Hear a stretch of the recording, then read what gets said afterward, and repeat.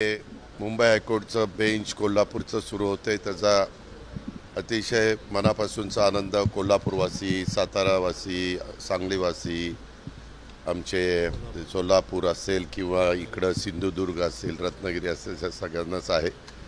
अनेक त्याच्याबद्दल लढे झाले, सत्याग्रह झाले, आंदोलनं झाली, परंतु त्याला यश आलं. आता काही जण तर त्याच्यातले हयात पण नाही आहेत, पण निश्चितपणे त्यांनी जो काही इतक्या दिवसाचा लढा त्यांच्या काळामध्ये दिला त्याला एक चांगल्या प्रकारचं यश आलं.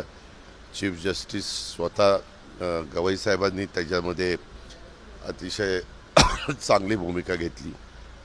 त्या गोष्टीचं समाधान आमच्या राज्यातल्या तमाम सहकाऱ्यांना आहे, आम्हाला सगळ्यांना आहे. उद्याच्याला बरेच जण येतील. मला वाटतं चीफ जस्टिसचं आजच मुक्कामाला येणार आहेत आणि बाकीचे पण सगळेजण आम्ही त्या कार्यक्रमाला असू.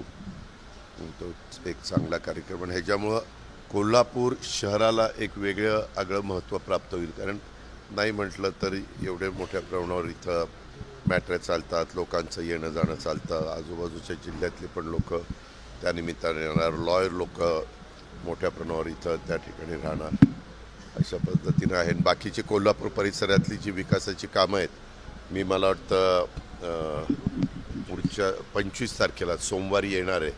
त्यावेळेस मी आढावा बैठक, मी आत्ताच कलेक्टरांशी पण बोललो, मला मुश्रीफांनी पण विनंती केली आणि आमच्या चीफ आयुक्तांना पण मी कमिशनर राहायला सांगितलं आहे कॉर्पोरेशनच्या, की मी त्यावेळेस येतो आणि मग त्यावेळेस सगळाच आढावा जे काही आपण कोल्हापूरच्या करता करतो आहे त्याच्या संदर्भातलं, बाबा काय काय चाललं आहे, कुठं काही राज्याच्या स्तरावर कुठल्या काही परवानग्या देणं बाकी आहे का, निधीची कुठली काही उपलब्ध कमतरता आहे का वगैरे, ह्या सगळ्याच आढावा घेतला जाईल.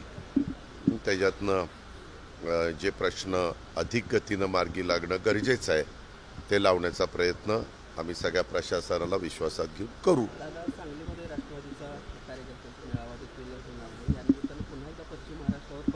नाही नाही, एक प्रत्येक राजकीय पक्ष आपापल्या परीनं आपल्या पक्षाचं संख्या कशी वाढेल, पक्षाचं वातावरण कसं चांगलं होईल, कार्यकर्त्यांच्यामध्ये उत्साह कसा येईल. कारण पुढं काही स्थानिक स्वराज्य संस्थाच्या निवडणुका येऊ ठापलेल्या आहेत आणि त्याच्यामुळं भाजप त्यांच्या परीनं, शिवसेना त्यांच्या परीनं, आम्ही आमच्या परीनं, विरोधक त्यांच्या परीनं, सगळेजण आपापल्या परीनं प्रयत्न करतायत.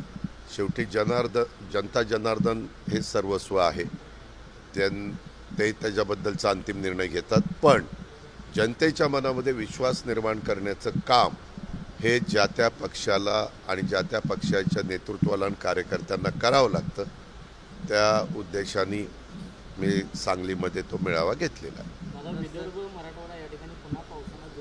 हो, आता रेड अलर्ट महाराष्ट्रातल्या बऱ्याचशा ठिकाणी केलेला आहे. खरं तर मी कालच मराठवाड्यात आपल्या बीडला झेंडावंदनाच्या निमित्तानं गेलेलो होतो.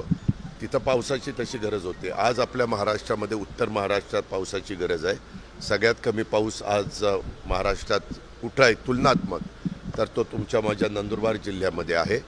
तर तिथं आज पिकं नंदुरबार, धुळे, जळगाव या उत्तर महाराष्ट्रातल्या जिल्ह्यांमधली शेतकऱ्यांची पिकं पाण्याला आलेली आहे. परंतु मी आत्ताच चौकशी केली तर जळगावमध्ये पण ढगाळ वातावरण आहे आणि एकंदरीतच सगळीकडं हवामानाने असा अंदाज वर्तवलेला आहे की काही ठिकाणी रेड अलर्ट पण आहे, काही ठिकाणी येलो अलर्ट पण आहे आणि आत्ताचा हा पाऊस बऱ्यापैकी बरीचशी धरणं आता भरलेली आहेत, बरीचशी धरणं ओव्हरफ्लो झालेली आहेत आणि त्याच्यामुळं हा काही ठिकाणी पाऊस शेतीला पूरक आहे, शेतीला उपयोगी आहे.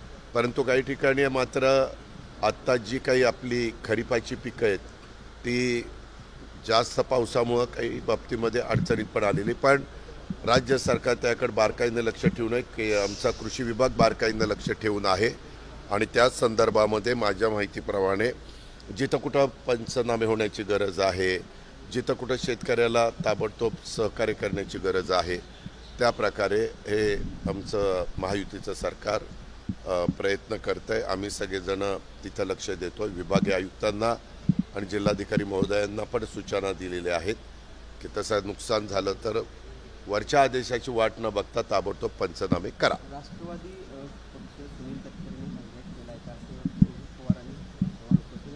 तेव्हा का आम्ही आमच्या पक्षात काय करावं हे बाकीच्यांनी फुकटचा सल्ला द्यायची गरज नाही. त्यांनी त्यांच्या पक्षाचं बघावं. काही काही कारण काय झालंय, काहींना असं वाटायला लागलं की आपण फारच मोठे नेते झालो आणि सगळा मक्ता त्यांनाच दिलाय महाराष्ट्राचा, असं वागायला लागलेत काही जण. ठीक आहे, जसा त्याचा तो अधिकार आहे, परंतु ज्याने त्याने आपला पक्ष सांभाळावा, इतर पक्षांच्या मध्ये ना खोपसायचं कारण नाही. धन्यवाद.